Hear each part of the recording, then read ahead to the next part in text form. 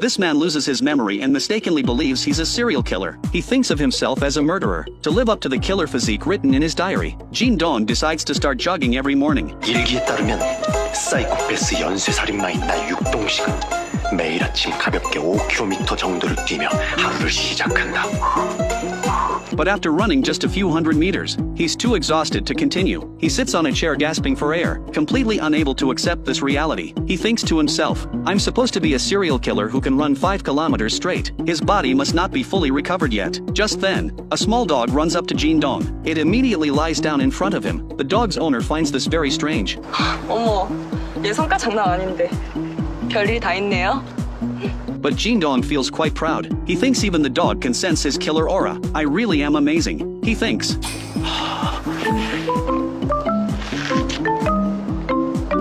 He proudly pets the dog's head, then walks away with a smile, leaving the female owner completely puzzled. At the elevator, Jin Dong encounters his troublesome neighbor. This guy used to bully him all the time, but Jin Dong, having lost his memory, has forgotten all about this. The two get into the elevator together. The drunk punk starts bragging. 내가 얘기했었나? 내 사람 쥐 있다고. Jin Dong lets out a cold laugh. He says something really terrifying. 보통 우리 몸의 주요 장기는 뼈가 보호하고 있어. 뇌는 두개골이, 배랑 심장은 갈비뼈가. 그럼 사람을 한 방에 죽이려면 어디를 노려야 할까? 여기. 심장이 펌프질해서 뇌로 보내는 피가 이리로 쏟아져 내리는 거지. 머저리. The punk instantly sobers up in fear. As Jin Dong exits the elevator, he glances back at him.